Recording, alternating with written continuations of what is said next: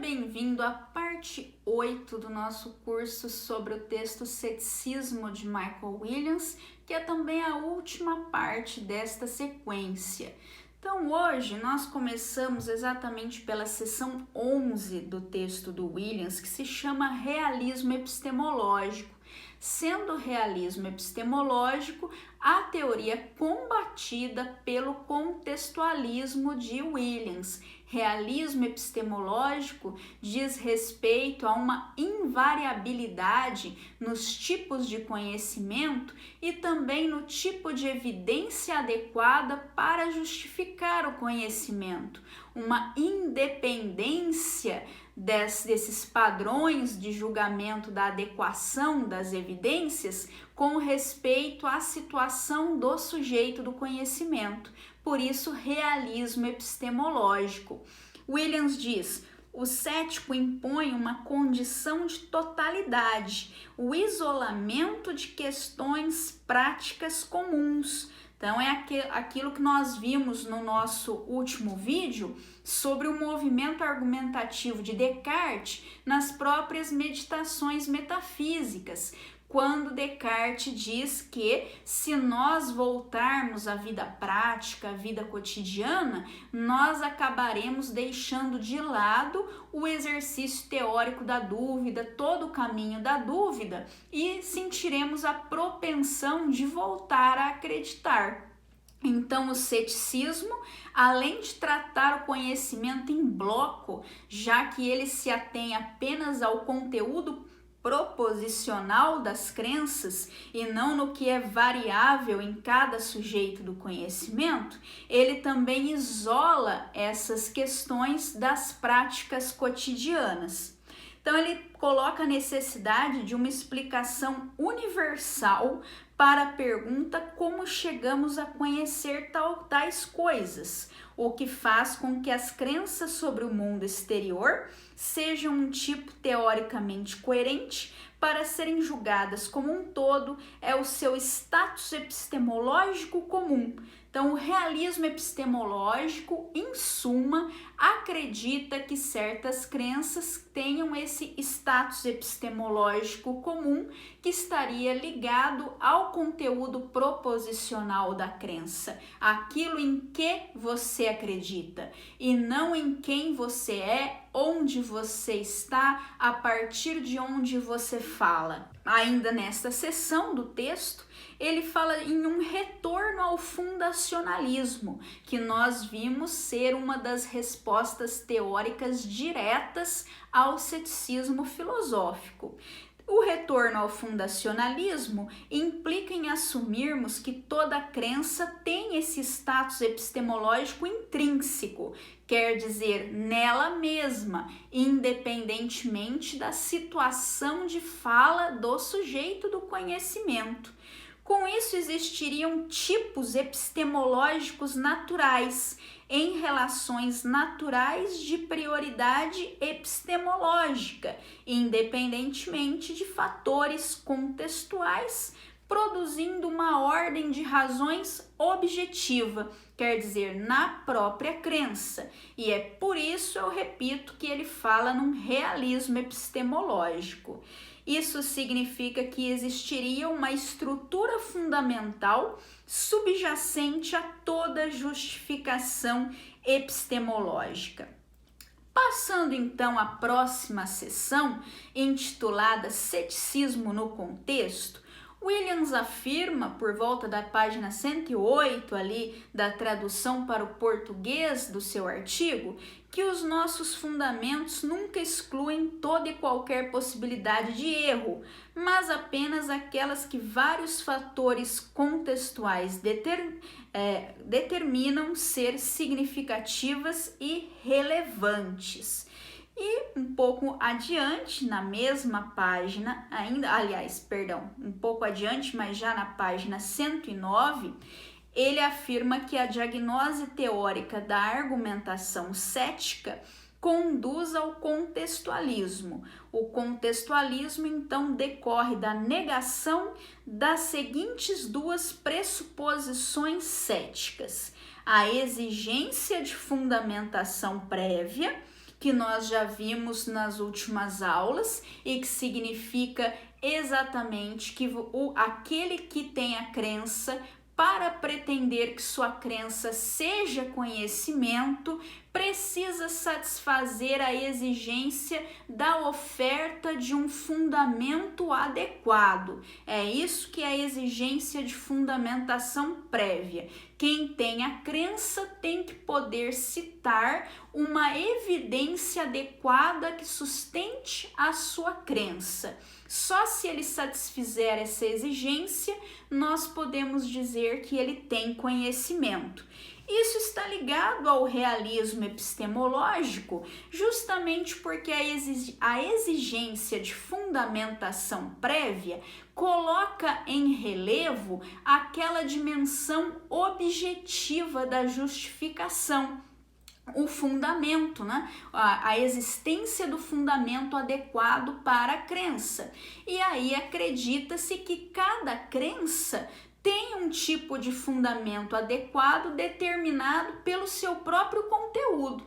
Quer dizer, a crença tem um conteúdo e o conteúdo dita qual é a evidência adequada para essa crença, independentemente de questões contextuais e, portanto, de uma forma invariável. Por isso, realismo epistemológico. Passando um pouco mais adiante, ele diz que a ideia de revelia e contestação que substitui a exigência de fundamentação prévia torna a responsabilidade epistêmica sensível ao ambiente. As hipóteses céticas passam a ser razoavelmente desconsideradas por serem contextualmente irrelevantes. Lembrando então que a ideia de revelia e contestação é aquela ideia de que, a princípio, se você está em um contexto em que normalmente as crenças que surgem ali são crenças confiáveis, são crenças verdadeiras, é um contexto que naturalmente então conduz à verdade, você só deve abdicar dessa crença, só deve abdicar da pretensão de conhecimento para essa crença se houver uma razão revogadora relevante. E aí, ele diz que o cético deve acreditar que o contexto que ele cria, ao mudar de assunto das questões particulares para o questionamento de todo o nosso aparato cognitivo, é privilegiado, revelando restrições fundamentais sobre a justificação. Ou seja, no fundo, o cético não se dá conta de que ele próprio está criando um contexto. Toda aquela discussão, por exemplo, do Descartes na primeira meditação, aquela coisa do hobby de chambre diante da lareira e tal, né? Você começa então uma meditação propriamente filosófica, um exercício propriamente filosófico de análise do conteúdo das nossas crenças em blocos, até que você acaba analisando o conteúdo da totalidade do nosso conhecimento. Isso é a criação de um contexto artificial, e esse contexto artificial, o cético então deve acreditar como sendo um contexto preponderante, um contexto que tem uma relevância especial para a epistemologia. Mas aí tem um porém. Práticas avaliativas, incluindo práticas epistêmicas, são construções humanas, designadas a servir aos propósitos humanos. E aí ele diz que por trás do ceticismo filosófico existe um tipo de naturalismo. Seria essa identificação de um conceito avaliativo como se fosse descritivo.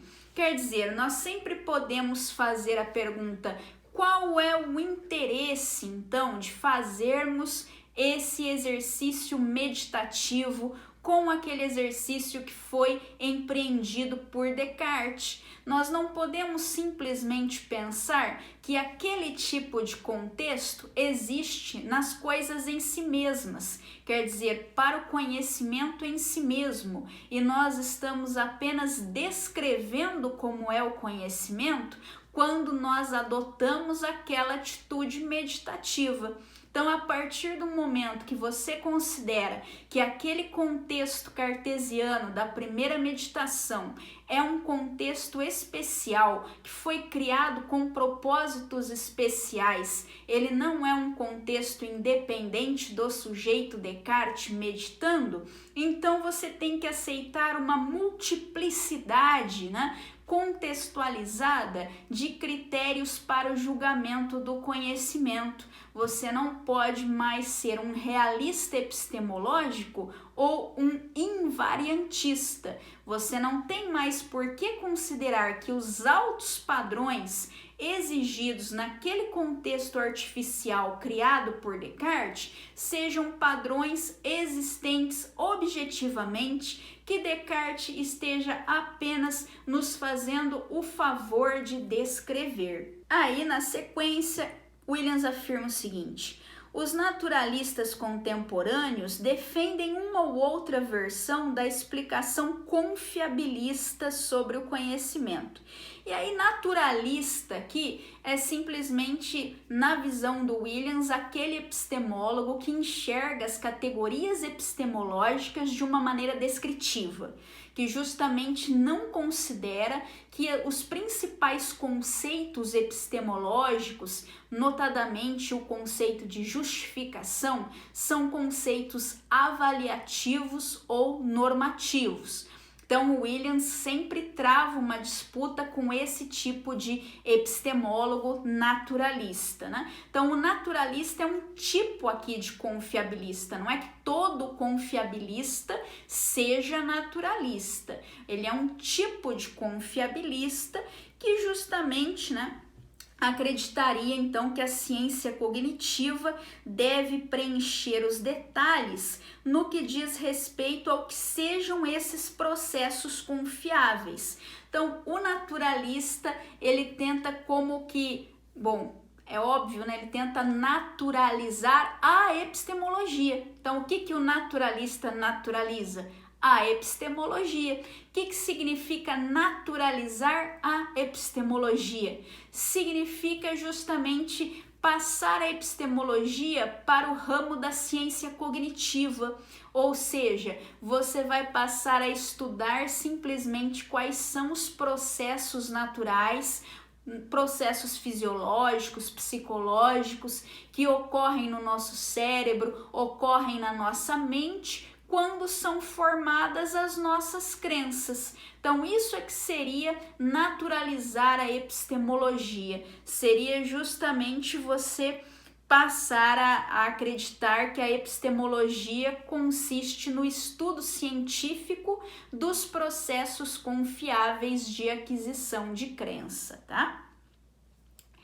E ele é contra, é claro, ele é um opositor desse tipo de visão. O Williams acredita que a epistemologia é irremediavelmente normativa e por isso ele diz que o fato de qualquer método de aquisição de crença ser ou não confiável depende da gama de situações às quais o aplicamos. Quer dizer, depende dos nossos interesses, depende dos nossos valores, do que nós queremos fazer, né? Por isso, exatamente, ele também havia dito há pouco que o contexto artificial criado pelo cético não é um contexto independente de interesses, não é um contexto que possa simplesmente se pretender descritivo de certos status epistemológicos das nossas crenças. Então, sempre que você conecta aos interesses do ser humano, quando você conecta esses conceitos epistemológicos com o que o ser humano quer fazer, você está conectando com juízos de valor, você está conectando então com algo que não está simplesmente lá, independente de nós, para que nós façamos essa descrição. Por isso ele pergunta: a maneira pela qual formamos crenças tem de ser confiável apenas em mundos muito parecidos com o nosso, ou também nos mundos imaginados pelos céticos? Essa é uma questão epistemológica relevante, né? O que significa ser confiável? Até onde tem que ir a confiabilidade? Qual é a medida dessa confiabilidade? E essa é uma questão que não pode ser respondida por ciências cognitivas. Esta é uma questão valorativa. Por isso que ele diz que a natureza não determina a resposta para esse tipo de pergunta. Ela depende do interesse do ser humano, tá? Com isso nós chegamos à nossa última sessão, a parte final desse curso. Na nossa reta final, que é a sessão 13, ela tem por título Epistemologia após o ceticismo. Williams afirma: se os problemas céticos podem ser afastados, parece que a epistemologia também pode ser deixada de lado. Então aqui, na verdade, ele está levantando uma hipótese que, é claro, que ele pretende refutar. É justamente esse tipo de conclusão que o Michael Williams muitas vezes procura evitar nos textos dele. Então, se os problemas céticos podem ser afastados, parece que a epistemologia já concluiu a sua tarefa, digamos assim. A gente poderia dizer que se o contextualismo é uma boa resposta para o ceticismo filosófico, então a gente não precisa mais fazer epistemologia. O propósito dela já foi atingido. Esse não é o caso para ele, tá? Ele diz que apesar de o ceticismo ter sido talvez o problema dominante da epistemologia, nunca foi o único. Então isso é para começo de conversa. Para começo de conversa, a despeito de toda a relevância do ceticismo, a despeito dessa conversa toda de que se o ceticismo não existisse, o epistemólogo precisaria inventá-lo, não quer dizer que tudo que a epistemologia faz, a única coisa que a epistemologia faz é tentar responder ao cético. Quais são esses outros problemas? Por exemplo, a compreensão geral da natureza do conhecimento ou da justificação, responder a pergunta, né, o que é conhecimento, que nós já vimos que tem como resposta mais tradicional, crença verdadeira justificada. Tem também os problemas de demarcação, por exemplo, o que é o conhecimento em relação à fé. Onde que nós traçamos o limite entre o conhecimento e a fé? Por isso uma demarcação, né? Ou então, o que separa a ciência de outras formas de conhecimento, se é que existem outras formas de conhecimento? Qual o limite entre ciência e filosofia? Então, esses são problemas de demarcação. Problemas de método. Por exemplo, a única forma de nós adquirirmos conhecimento é por meio de experimentos controlados, de experiências, ou também existem formas puramente racionais de aquisição de conhecimento? Existe algum método de conhecimento puramente racional? Existe conhecimento a priori? Qual o método do conhecimento a priori? Então, a própria questão do que é matemática, em que consiste conhecimento matemático, também entra em questões de problemas de método. Mas não é só por isso que a epistemologia segue sendo relevante, mesmo que o contextualismo seja aceito como boa resposta ao cético. É simplesmente aqui mais relevante nós nos lembrarmos que o contextualismo parte de uma diagnose teórica, que é sempre diferente de uma diagnose terapêutica.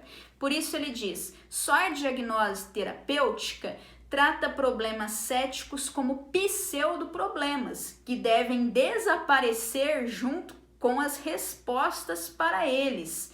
Então, veja só, se fosse uma diagnose terapêutica, você estaria fazendo um tratamento de uma linguagem que não deveria ter existido. É um mau funcionamento da linguagem. Essa é que é a diferença das diagnoses terapêuticas e das diagnoses teóricas. A diagnose teórica apenas denuncia certos pressupostos que não estavam na mesa, certos pressupostos que não estavam revelados no argumento do cético, mas não diz que o argumento do cético não faz sentido, não tem significado, não é um bom uso da linguagem. Não se trata disso. Isso seria o caso muito mais em uma diagnose terapêutica. Terapia por quê? Porque existe algo a ser tratado. Existe aqui um problema que é como uma doença que você precisa extirpar. Uma vez que você cura essa doença, uma vez que você leva a linguagem para o seu uso normal, esses problemas não são nem mais mencionados, né? A linguagem está curada deles. E é por isso que quem acredita em diagnose terapêutica do ceticismo, aí sim pode acreditar que boa parte da epistemologia não faz mais sentido a partir do momento que a diagnose terapêutica lidou de modo adequado com o problema do ceticismo. Não é o caso da diagnose teórica, então, que apenas liga o ceticismo a pressupostos teóricos controversos. A negação desses pressupostos leva a uma nova teoria epistemológica, que terá os seus próprios problemas, né? Por exemplo, um problema que nós poderíamos considerar relativo ao contextualismo é aquele que nós mencionamos na nossa última aula. Será que o contextualismo não acaba resvalando para o relativismo? Será que o contextualismo consegue mesmo evitar conclusões relativistas? Também existiria um problema no fato de você ter uma certa crença com um conteúdo proposicional que estaria então justificada num dado contexto, mas a mesma crença com o mesmo conteúdo proposicional não estaria justificada e não seria conhecimento num contexto diferente. Será que isso é realmente aceitável? Será que nós realmente podemos abandonar tão facilmente o realismo epistemológico? Então, não é o fim do debate epistemológico se você consegue mostrar que o ceticismo pode ser respondido. Você pode simplesmente dar ensejo a novas objeções e respostas, e a filosofia segue o seu caminho por aí. Bom, eu espero que vocês tenham compreendido então as principais posições desse artigo, que é bastante interessante como uma introdução justamente à epistemologia contemporânea, também retomando, é claro, várias teses epistemológicas históricas. E neste canal eu pretendo no futuro colocar mais alguns cursos relativos ao conteúdo da teoria do conhecimento. Espero que tenham interesse em acompanhar. Obrigada por terem assistido ao vídeo de hoje e tchau e até a próxima.